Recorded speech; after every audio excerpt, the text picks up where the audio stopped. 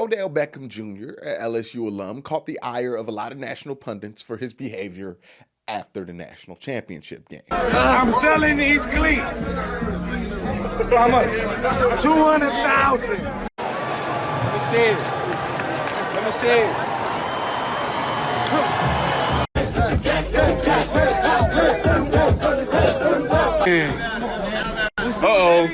Uh-oh. Put the rocks in your pocket.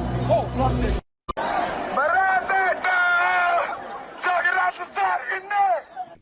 But let's be honest. You don't come to this channel to hear a grown man finger wag to another grown man about slapping some booty cheeks. You come here for the truth. And the truth about that situation is that the only thing noteworthy about anything that happened after that national championship game was that Odell found a way to smoke some cigars, make it rain, and slap some booty cheeks in New Orleans without being in the strip club. See, what Odell did this weekend is what I see a lot of dudes do in the club every weekend, and that's called stunting. Yes, go downtown at any club and you're bound to find a dude doing the same thing with their paycheck. So instead of shaming the flexers or the stunters or the showboaters or whatever you want to call them, I'm gonna shine a positive spotlight on the stunters, on the flexers. Yes, we are talking about the stunters and why they are very important to football.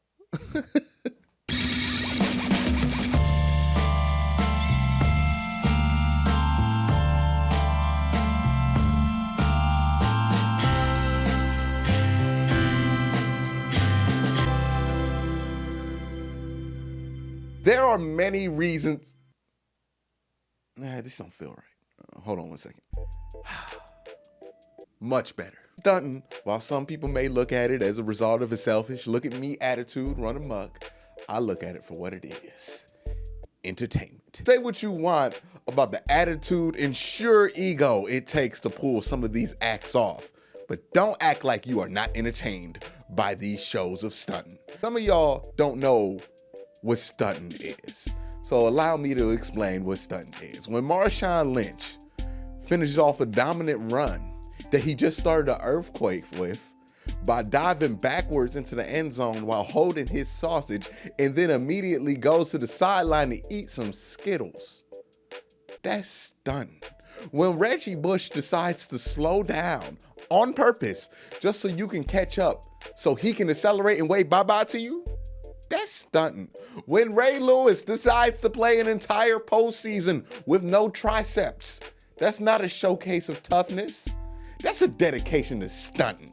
He said to everybody on his team, essentially, I got no triceps on my right side, my dominant side, and I still can tackle better than all y'all jokers.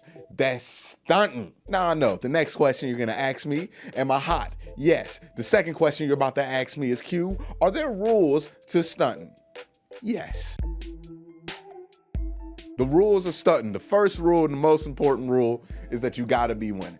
Stunting when you're losing is like trying to make it rain with food stamps. There's just an inherent level of sadness involved that takes away from the stunt, makes it feel weird. You can't enjoy a good stunt by being reminded of the economic struggle. It's not fun. Nobody wants to be a part of that. It's not a good stunt. Don't stunt when your team's not winning. Just basic rule of thumb. But you can enjoy a stunt when it is extremely disrespectful. Matter of fact, that is the second rule. The more disrespectful the stunt, the more entertaining.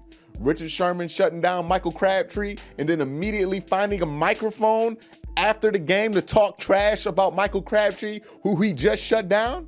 When you try me with a sorry receiver like Crabtree, that's the result you're gonna get. Don't you ever talk about me. Oh, that's stunting and that's disrespectful.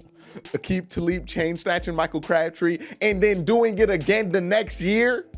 Amazingly disrespectful stunt. One of the most entertaining stunts of the last decade. But like anything, karma will get you.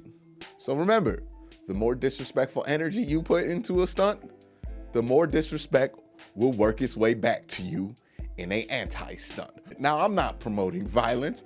I'm just saying that if you want to stop being on the receiving end of a stunt, you probably gotta fight. Michael Crabtree, the most stunted on man on earth, fought Aqib Talib after the second chain snatch, and his chain has been safe since that day. Mason Rudolph tried to stunt on Myles Garrett by taking his helmet off, and Myles Garrett let him know exactly where he stood on being stunted on. And I promise you that will be the last time a quarterback tries to stunt on Myles Garrett. And on the other end of things, Odell tried to stunt on Marlon Humphreys this year, and then Marlon Humphreys choked him out. You notice that not a single Cleveland Browns member, including OBJ, attempted to even remotely stunt on Marlon Humphreys when they played again in Week 16.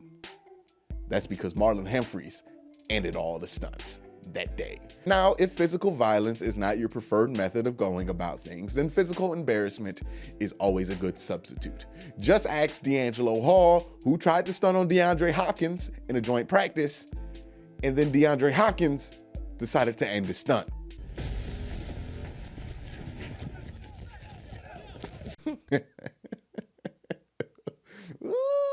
So when it comes to being stunted on, violence isn't always the answer. But embarrassment, oh, that shit always works. Now, if you happen to be on the D'Angelo Hall side of things, you got your karma, just take your L and move on.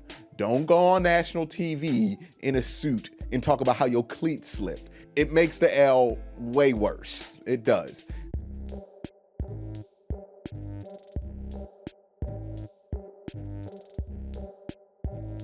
And the first member is Ray Lewis. Yes, you may not think of Ray Lewis as a look at me, stunting, showboat kind of guy, but oh my God, Ray Lewis is absolutely all of those things. A lot of people who finger wag at stunting are also big fans of Ray Lewis, which makes no sense because Ray Lewis was always stunting and always asking people to look at his direction. He had a pre-game dance that looked like a WrestleMania entrance. He was always the loudest and most emotional, most visible dude on the sidelines. He always made sure the cameras could find him. He beat the Jets, and stunted on them and told the Jets to get off his field. Now, if you beat the Jets, it's cool, but you ain't got to stunt on the Jets. He repeatedly manhandled people and then did the most disrespectful stunt thing of all time, which is to stand directly over somebody that you just threw on the ground. That is an insane stunt. That is insanely disrespectful. And that is why Ray Lewis is in the Stunting Hall of Fame, because every single minute of his career, it was fun to watch. It was entertaining. And you will never hear me criticize Ray Lewis for stunting, because stunting is part of the game. Now, the next person we're gonna induct into the Stunting Hall of Fame is Deion Sanders, a pioneer in this category that was eligible for this Hall of Fame before he even played a down in the NFL. Because this man went on national TV and told the Detroit Lions to not draft him because they was gonna have to put him on layaway while wearing 15 gold chains and sunglasses indoors. This man is a legend. Still don't believe that he belongs in the Stunting Hall of Fame? The man's nickname for himself is Prime Time.